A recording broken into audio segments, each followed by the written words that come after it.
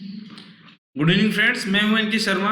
दोस्तों, आज में हम बात करेंगे नेशनल रिक्रूटमेंट एजेंसी के बारे में। आज भारत सरकार की जो कैबिनेट मीटिंग हुई है, इसके अंदर नेशनल रिक्रूटमेंट एजेंसी के गठन का प्रावधान कर दिया गया है, जिसके लिए 1500 करोड़ रुपए से ऊपर का बजट रखा गया है। दोस्तों, पिछले बजट के अंदर हमारी जो वित्त मंत्री है निर्मला सीतारमण, उन्होंने घोषणा की थी कि देश के अंदर एक नेशनल रिक्रूटमेंट एजेंसी बनाई जाएगी। उस नेशनल रिक्रूटमेंट एजेंसी के द्वारा ही सारे एग्जाम कंडक्ट करवाएंगे। तो आज जो मीटिंग हुई है उसमें क्या क्या चीजों को शामिल किया गया है, कौन छात्र इसके लिए एलिजिबल होंगे और छात्रों को इससे क्या फायदा होगा और कौन कौन से एग्जाम इसमें शामिल किए जाएंगे, आज हम इन्हीं सब मुद्दों में बात करेंगे। दोस्तों, तो अगले 5-7 मिनट के अंदर आप मुझसे जुड़े रहें, वीडियो को पूरा देखें। मैं आपको डिटेल से बताऊंगा कि इस नेशनल रिक्रूटमेंट एजेंसी की जो प्रोसीजर है इसमें क्या क्या शामिल किया गया है। ठीक है फ्रेंड्स, तो शुरू करते हैं। जैसे मैंने बताया कि बजट 2020 के अंदर इसको शामिल किया गया था। ठीक है फ्रेंड्स, बजट 2020 में इसको शामिल किया गया था। उसमें एक बताया गया था कि नेशनल रिक्रूटमेंट एजेंसी एक राष्ट्रीय भर्ती एजेंसी बनाई जाएगी, जिसके द्वारा मोस्टली जो एग्जाम है भारत के वो करवाए जाएंगे। ये एक इंडिपेंडेंट बॉडी होगी और एक कॉमन एग्जाम करवाने के लिए होगी। कॉमन एग्जाम का मतलब क्या हो गया कि अभी हमारी जो भर्ती एजेंसी कौन सी है, यूपीएससी, एसएससी, आरआरबी, आईबीपीएस, ये सभी अपनी भर्तियों के लिए अलग अलग एग्जाम करवाती है।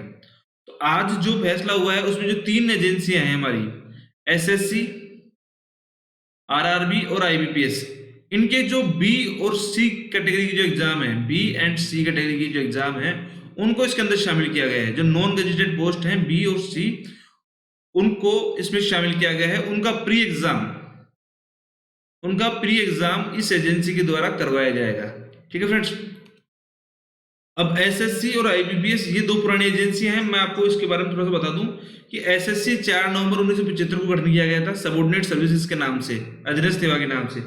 26 नवंबर 1977 को इसका नामकरण चेंज कर दिया गया और इसका नामकरण कर दिया गया एसएससी।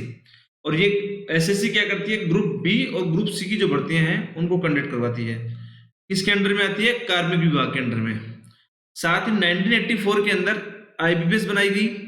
आईबीपीएस भी एक इंडिपेंडेंट एजेंसी है जिसका हेड ऑफिस कहाँ पे है, मुंबई में। ये आईबीपीएस मेनली बैंक और पीएसयू के एग्जाम होते हैं वो करवाती है। ठीक है फ्रेंड्स, अब जो नेशनल रिक्रूटमेंट एजेंसी है उसके अंदर एसएससी, आरआरबी का मतलब रेलवे रिक्रूटमेंट बोर्ड, आईबीपीएस और एसएससी, इन तीनों के जो प्री एग्जाम होंगे, इसके ग्रेड बी और ग्रेड सी के, उनका प्री एग्जाम कंडक्ट करवाएगा नेशनल रिक्रूटमेंट एजेंसी। ठीक है फ्रेंड्स, अब नेशनल रिक्रूटमेंट एजेंसी के फायदे क्या होंगे।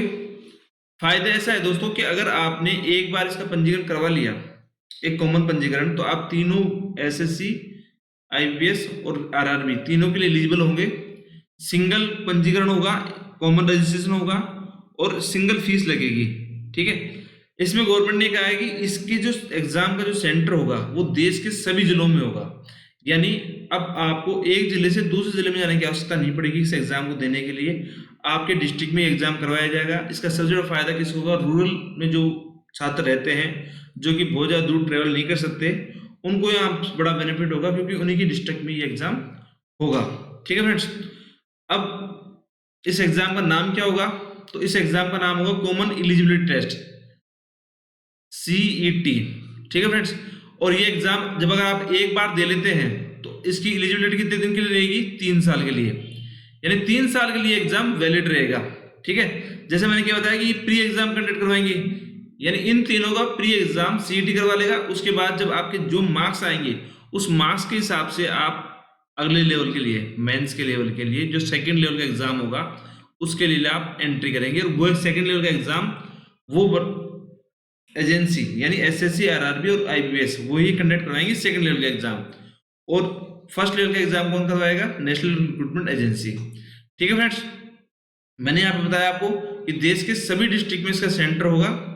और सबसे बड़ी बात, 12 लैंग्वेज, देश की 12 अलग अलग प्रकार की जो लैंग्वेज है उसके अंदर ये एग्जाम कंडक्ट करवाया जाएगा। यानी आप हिंदी और अपनी जो सब्जेक्ट है दोनों जो ऑप्शन लेंगे आप वो लैंग्वेज के अंदर चूज कर सकते हैं। एग्जाम कैसा होगा, मल्टीपल एग्जाम, यानी ऑब्जेक्टिव टाइप का एग्जाम होगा। ठीक है, जो चॉइस वाला एग्जाम होता है एबीसीडी, वो एग्जाम कंडक्ट करवाया जाएगा। ठीक है फ्रेंड्स। अब बात आती है कि यहाँ पे एग्जाम होगा कैसे। तो कुछ वैकेंसियों के लिए 10वीं क्लास एलिजिबिलिटी है, कुछ के लिए 12वीं, कुछ के लिए ग्रेजुएट। तो तीनों के लिए separate separate CET exam conduct करवाया जाएगा। ठीक है फ्रेंड्स। जब आप अलग अलग एग्जाम दे लेते हैं उसके बाद आप अगले लेवल पे प्रवेश कर सकते हैं। जब इस एग्जाम में अगर आप एक बार स्कोर कर लिया आपने, और तो आप अगली बार के लिए भी एलिजिबल हैं। अगली बार आप फिर से एग्जाम दें और अपना बेटर स्कोर खड़ा कीजिए। आप कब तक एग्जाम दे सकते हैं? जब तक कि आपकी एज आपकी कैटेगरी के अंदर पूरी नहीं हो जाती। SC ST OBC EWS के अंदर जो आपको छूट मिली हुई है, उस छूट के अंदर जो आपको एज दी हुई है, वहां तक आप इस एग्जाम को दे सकते हैं और अपना स्कोर इंक्रीज कर सकते हैं। तकरीबन हर साल ये एग्जाम होगा। ठीक है फ्रेंड्स। 3 साल के लिए वैलिड रहेगा और कोई रिस्ट्रिक्शन नहीं है अटेम्प्ट की, सिवाय आपकी एज की। यानी आपके अगर एज के अकॉर्डिंगली आपको 4 अटेम्प्ट मिल रहे हैं, 5 अटेम्प्ट मिल रहे हैं, 6 अटेम्प्ट मिल रहे हैं, तो आप हर साल उस एग्जाम को दे सकते हैं। तो दोस्तों ये भारत सरकार का एक बहुत बड़ा सुधार है। सुधार इस संदर्भ में है कि आपको इन भर्तियों के लिए, तीनों बोर्डों की जो भर्तियां हैं, इनके लिए अलग अलग एग्जाम देने की जरूरत नहीं है। सबसे बड़ा छात्र के साथ समस्या क्या होती है, वो एक एग्जाम देता है, उसके बाद उसको दूसरा एग्जाम देना, फिर तीसरा एग्जाम देना। यानी अब आपको सिर्फ एक एग्जाम की तैयारी करनी है और उसी एक एग्जाम के माध्यम से आप अगले लेवल के अंदर प्रवेश करेंगे। तो दोस्तों अब यहाँ आपको ये समझ में आ गया होगा कि नेशनल रिक्रूटमेंट एजेंसी क्या क्या कार्य करेगी। आप हमारा चैनल सब्सक्राइब कीजिए। आप सभी का बहुत बहुत धन्यवाद। Thank you very much.